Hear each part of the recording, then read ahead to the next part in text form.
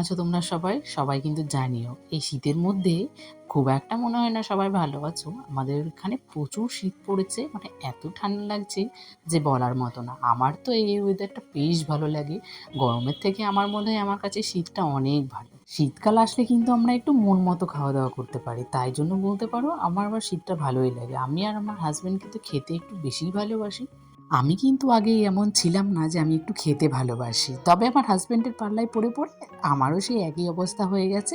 মানে একটু খাওয়াটাকে এখন বেশি ভালোবাসি। ও সবসময় আমাকে শিখিয়েছে যে খেয়ে দিয়ে যতটুকু বাঁচে আমাদের ততটুকুই রাখা প্রয়োজন, একদিন তো মরেই যাব, সেদিন কিন্তু এই জিনিসগুলো কি হবে। ও সবসময় বলে যে খেয়ে দিয়ে যা বাঁচে সেটাই আমাদের রাখা দরকার, তারপরে তো প্রয়োজন হিসেবে তো আমাদের টাকা পয়সা সবার প্রয়োজন পড়ে।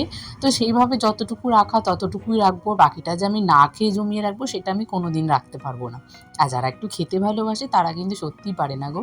আর আমিও পারি না এখন। আগে আমি ভাবতাম যে আগে আমার টাকা পয়সাটা মেন, মানে আমার থাকলে আমার সব কিছুই থাকবে, কিন্তু এখন বুঝতে পারি তোমার যদি শরীর ভালো থাকে তাহলে কিন্তু তোমার সব কিছুই ভালো লাগবে। খাই বলে যে আমরা এত অতিরিক্ত খাই তা কিন্তু নয়, তবে আমরা খেতে ভালোবাসি এইটুকুই। এখন আমার দুপুরবেলা খাওয়া দাওয়া কমপ্লিট হয়ে গেছে, তো মাম্মাম এখন ঘুমাচ্ছে। তো তার ফাঁকে আমার একটু কিছু কাজ আছে, সেই কাজগুলো এখন করে নেব। যেমন আজকে ভেবেছি একটু পাটিসাপটা বানাবো, তো তারই জোগাড় যন্ত্র এখন করে নেব। মাম্মাম যেহেতু ঘুমাচ্ছে, মাম্মাম ঘুম থেকে উঠে গেলে আমি আর করতে পারবো না। তো তার আগে যতটুকু সম্ভব হয় আমি একটু গুছিয়ে রাখি, সন্ধ্যেবেলায় করবো যদিও যদিও আমি সন্ধ্যের পরে করব। তো এখনই আমি কিছুটা গুছিয়ে রাখতে চাইছি। মাম্মাম মাঠে যাবে, তো মাম্মাম উঠে গেলে ওকে খাওয়ানো, ওকে একটু পরিষ্কার করিয়ে দেওয়া, মানে ওকে একটু যত্ন করে তারপরে ওকে খাওয়ানো আছে।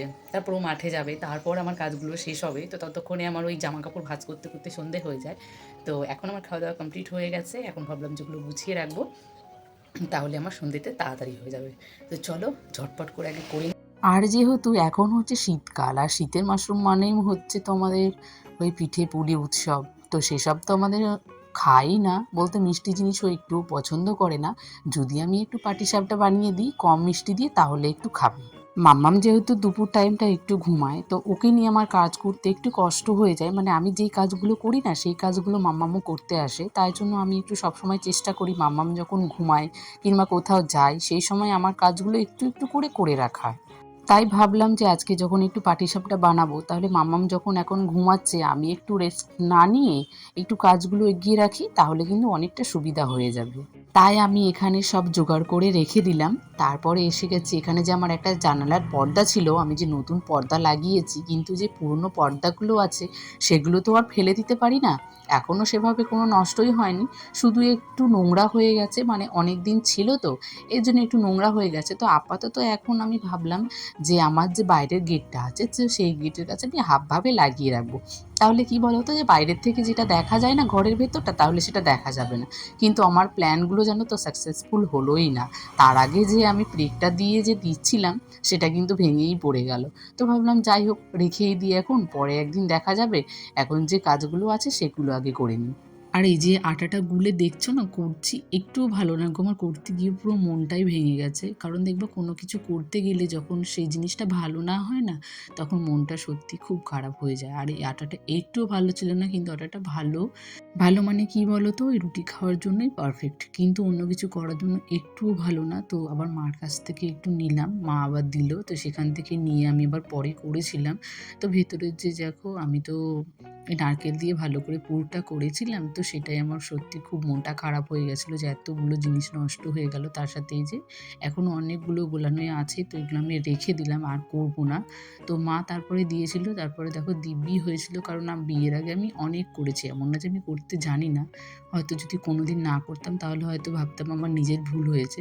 কিন্তু দেখো ওই আটারগুলো ওঠেনি, আবার মার কাছ থেকে নিয়ে করলাম, দেখো আমাকে কোনো কষ্টই হলো না, দিব্যি উঠে গেছে। তারপরে আমি আবার কিছুটা করেছিলাম, কিন্তু মন ভেঙে গেলে না আর ভালো লাগে না।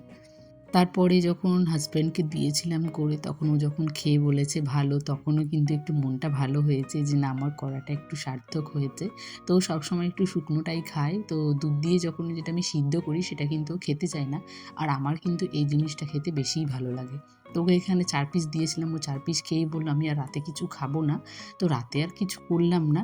আর এখন জানো তো রাত কটা বাজে? এখন 9:30টারও বেশি বাজে। রাস্তায় দেখেছো একেবারে লোক চলাচলও কম হয়ে গেছে। এখন আমরা যাচ্ছি একজনকে দেখতে। তো মাম্মামকে ঘুম পাড়িয়ে দিয়ে তারপরেই যাচ্ছি, কারণ এত ঠান্ডার মধ্যে, এত কুয়াশার মধ্যে মাম্মামকে নিয়ে যেতে চাইছি না।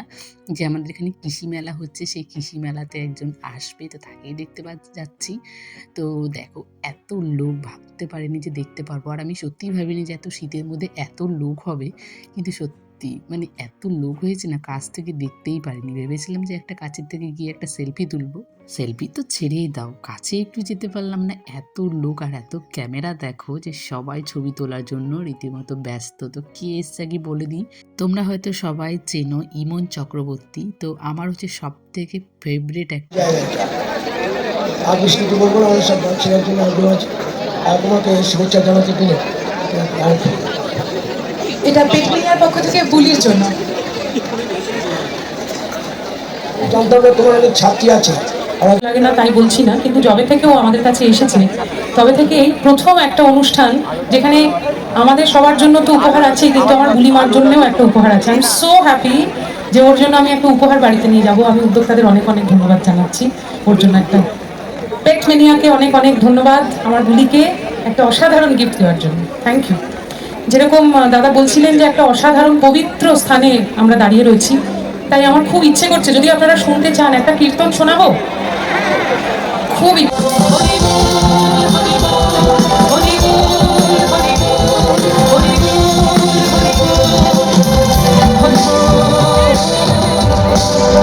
হরি হরি হরি হরি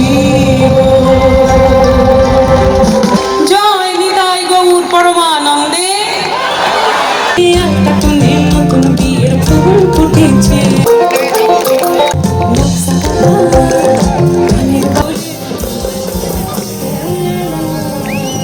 এর থেকে বেশি তোমাদের সঙ্গে আর গানগুলো শেয়ার করতে পারলাম না গো, কারণ হয়তো কপিরাইট চলে আসতে পারে। এতেও জানি না যে কপিরাইট চলে আসতে পারে কি না। তো যাই হোক, ভীষণ ভালো গান গাইছিল। আর আমার খুব একটা কাছের মানুষ, যাকে আমি অনেক ভালোবাসি, যার আমার গান আমার সব সময় খুবই ভালো লাগে, আর প্রত্যেকটা গান আমার অসাধারণ লাগে। এখানে ওর নিজের একটা ফেভারিট গান, মানে যেটা সব থেকে ওর ভালো গান গেয়েছে, আর যেই গানটাতে ওর এত উন্নতি হয়েছে সেই গানটাই ও গাইছিল, আমাদেরকে সবাইকে শোনাচ্ছিল তার কিছু কিছু গল্প। কিন্তু গল্পগুলো শুনে সত্যি খুব ভালো লাগলো। তোমাদের কেমন লেগেছে গানগুলো অবশ্যই তোমরা কিন্তু কমেন্টে জানিও। এভাবে ঘুরে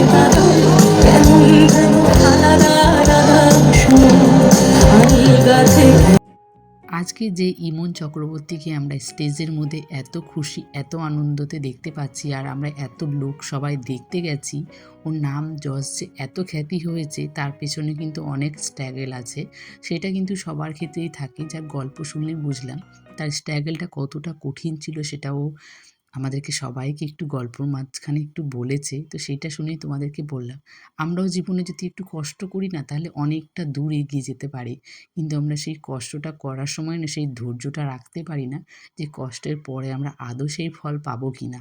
তো সেটাই আমাদের ইমন চক্রবর্তী বোঝাচ্ছিল, যে কষ্ট করলে তুমি একদিন সেই ফল অবশ্যই পাবে। উনি হচ্ছে ভীষণ একটা সাধারণ মানুষ, সবাইকে দুজন একজন করে স্টেজে ডাকছিল, কিন্তু কেউ যায়নি।